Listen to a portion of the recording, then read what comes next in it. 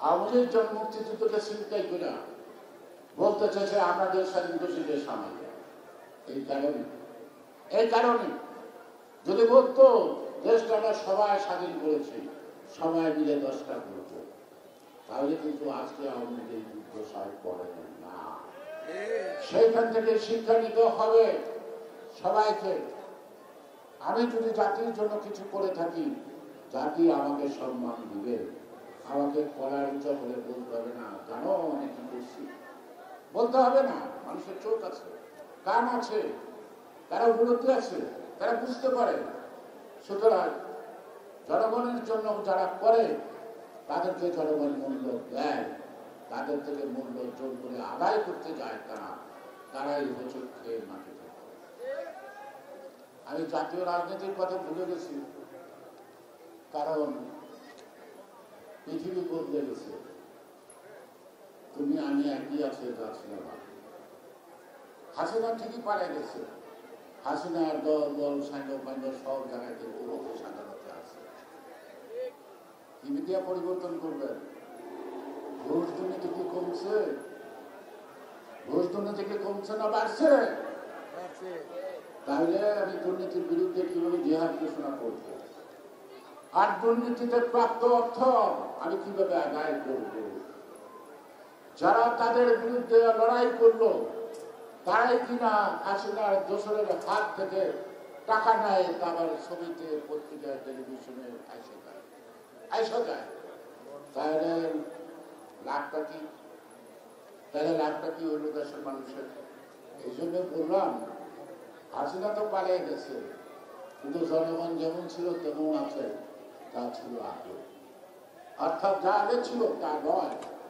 নতুন বাংলাদেশের নতুন স্বপ্ন নিয়ে সকলের অধিকার প্রতিষ্ঠিত করার সংগ্রামটাই বিএনপি করে, বিএনপির নেত্রী খালেদা জিয়া করে, এবং সক্রিয়ভাবে নেতৃত্ব দেয় ভারপ্রাপ্ত চেয়ারম্যান তারেক রহমান। অনেক দূর থেকে একসময় অনেক কথা বলতো, উঠে দিল। আমি একদিন বক্তৃতা করছিলাম, কাছে কিংবা দূরে, চেনা কিনা অচেনা এইটা বিষয় না। জাতির প্রয়োজনে যে যেখান থেকে কণ্ঠ উচ্চারিত করতে পারে জাতি তা গ্রহণ করে, যেমন জিয়াকে গ্রহণ করছে, তেমনি লন্ডনে বসে এই 6-7 বছরে তারেক রহমান বাংলাদেশের প্রত্যেকটি মানুষকে একটি ঐক্যবদ্ধ করে আজকে ফেসিবাদের হাত থেকে দেশকে রক্ষা করার সুযোগ। আমাদের ছেলে, আমাদের সন্তান, আমরা আন্দোলন করছি, এটা আমাদের অহংকারের কথা, এটা তো আমাদের গর্বের ব্যাপার, এটা তো আমাদের তাদের প্রতি কোনো হিংসা লাগার কোনো কারণ নাই। কিন্তু একটু সভ্যতা, শিষ্টাচার, ভদ্রতা এগুলি তো থাকতে হয়, এগুলি তো থাকতে হয়। এবং তুচ্ছ তাচ্ছিল যা মন চাই তাই করে তত ক্ষমতা তো নাই, এটা খামার করে তো লাভ নাই, কোনো লাভ নাই। আমি আজকে আমাদের এই কেরানীগঞ্জে বহু লোকের বহু জেলার লোক এখানে বাড়ি ঘর করতেছে। এখানে অনেকগুলি সমস্যা আছে। যদি সামাজিক সমস্যা বলি, প্রথম সমস্যা হল বাবার আড্ডা, মাদকের অত্যাচারের মানুষ আকর্ষিত। আমাদের এই মাদকের বিরুদ্ধে লড়াই গড়ে তুলতে হবে। আমি এই মাঠে বলেছিলাম মাদক ব্যবসায়ীদের ভোট আমি চাই না। আমি এই মাঠে বলেছিলাম 8 সালে আমি ভূমিদস্যুদের ভোট চাই না। আমি বলেছিলাম অবৈধ অস্ত্রধারীদের ভোট আমি চাই না, তাদের ভোট আমি বাধ্য করতে চাই না। আমি আজকে আবার বলে চলছি, আমাদের ক্ষমতায় যাওয়া চেয়ে বেশি দরকার এই কাজগুলি নিশ্চিত করা, মানুষের ঘুম শান্তি আনা। অপরিকল্পিত বাড়িঘর হচ্ছে, লাশ নামানোর রাস্তা নাই, ভাড়াটে স্কুল কলেজ নাই এই দেশে, সবাই ঢাকায় যায়, ঢাকায় ফ্ল্যাট বাড়ি করে যার সামর্থ্য আছে সেখানে নিয়ে রাখে। সুতরাং এই কেরানীগঞ্জে আমাদের প্রাথমিক শিক্ষার পর্যন্ত থেকে আরম্ভ করে শেষ শিক্ষা পর্যন্ত প্রত্যেকটা শিক্ষা প্রতিষ্ঠানকে আধুনিকায়ন, যুগোপযোগী এবং গার্জিয়ান অভিভাবকরা যেন আস্থা পায় যে এখানে আমার সন্তানকে পড়াইলে সে ভালো রেজাল্ট করবে, সে যেন বিকার উন্নয়ন না খোঁজে, সে যেন মানারত না খোঁজে, সে যেন আইডিয়াল স্কুল না খোঁজে, সেই কেরানীগঞ্জের মধ্যে যেন সেই স্কুল পায়।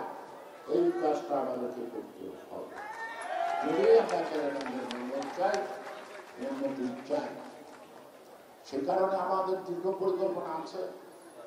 আমি আজকে সময় অনেক কষ্ট করছেন, যারা আছে তারা অনেক কষ্ট করছে, তাই আমি ভবিষ্যতে আবার যেমন মিটিং হবে আমি আপনাদের আমাদের এই অঞ্চলে অর্থাৎ এই যে সাইজটা না প্রায় আরো বেশি জনসভা নয়, সাধারণ সমাবেশে সাধারণ মানুষের মুখ থেকে যা শুনছি তার উপরে আমি আবার একটা পরিকল্পনা আছে। সেই পরিকল্পনাটা আমি সময় মতো আপনাদের সামনে হাজির করব। আমি চাই না ঢাকা জেলার হেডকোয়ার্টার ঢাকা শহরে থাকুক, ঢাকা জেলার ভিতরে আসুক ডিসি অফিস। আমি চাই না এসপি অফিস ঢাকায় থাকবে, এসপি অফিস আসতে হবে ঢাকা জেলার ভিতরে। অর্থাৎ ঢাকা জেলার যত সরকারি অফিস আছে সব অফিস আসতে হবে ঢাকা জেলার ওখানে। এবং ঢাকা জেলা যে একটা স্বতন্ত্র জেলা, এই জেলার একটি হেডকোয়ার্টার, একটা জেলা কেন্দ্র আমাদের গড়ে তুলতে হবে। সেই কারণে এই 5টি আসনের যে দুটি থানা আছে তার সাথে আমাদের সংযোগ যোগাযোগ ওই যেখানে জেলার পরিকল্পনা হবে সেই সাথে এখনই মাস্টার প্ল্যান করতে হবে। 10 বছর 20 বছর লাগতে পারে, লাগুক, কিন্তু শুরুটা আমাদের করতে হবে। আমাদের কেরানীগঞ্জের উপরে ঢাকা শহরের 70 লাখ, আমরা এখনো বাংলার, আর বাইরে থেকে যারা ঢাকার বাড়ি বসে তারাও তো ঢাকায়। এই কেরানীগঞ্জ থানাটা টঙ্গী ছাড়, এই গুলশান বনানী ধানমন্ডি যত আছে এগুলো কিন্তু কেরানীগঞ্জ থানার অংশ। ঢাকার প্রথম থানা হলো কোতোয়ালি থানা, তারপরে রমনা থানা, সত্তরপুর থানা, আর বাকি এদিকে যা হচ্ছে মোহাম্মদপুর থেকে আরম্ভ করে মিরপুর দিয়া আপনার তেজগাঁ উত্তরা যা কর একেবারে ইয়েতে যান, টঙ্গিতে যান, সিএস রেকর্ড কেরানীগঞ্জ।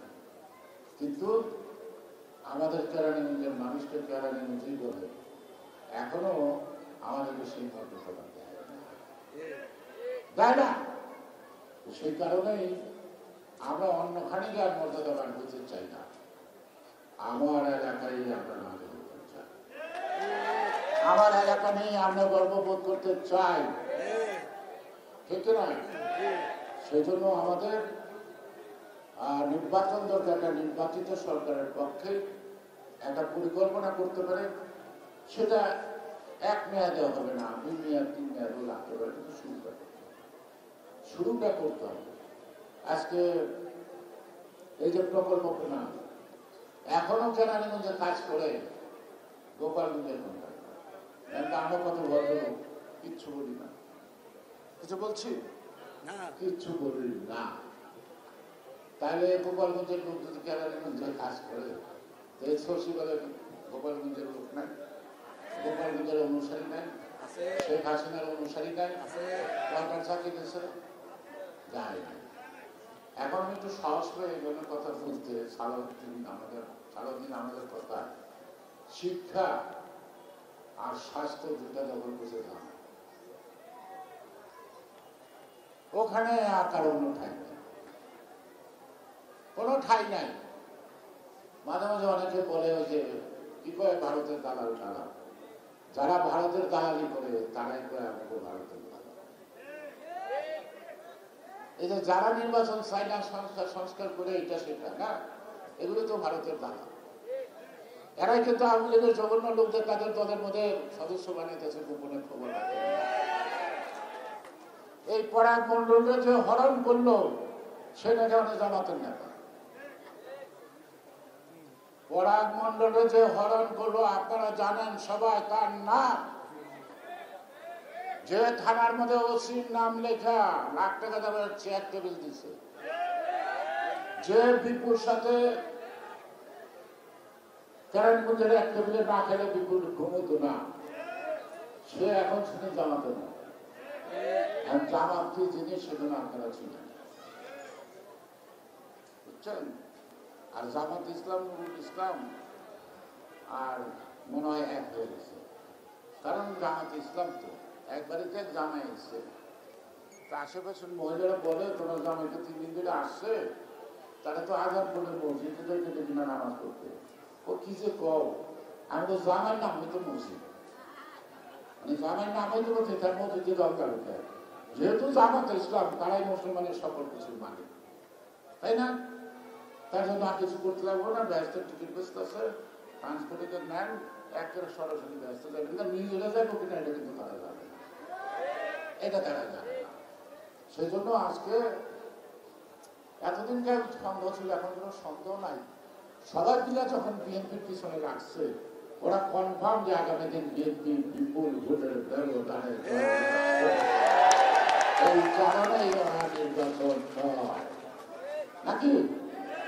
স্বাধীন মোবারক নাই নাকি? কফি হাউসে আড্ডা মারা নাকি? বিয়ে সাদের দরকার নেই, এমনি তো চলো না, নির্বাচন করতে হবে। নির্বাচন আটকানোর শক্তি কারো হাতে নাই যদি আমরা না। যারা বলে 16 বছর আমরা কিছু করতে পারি নাই, তাদেরকে বলবো আমরা এখন 16 দিনে তা দেখে নিতে পারি। আমরা দেখাবো না।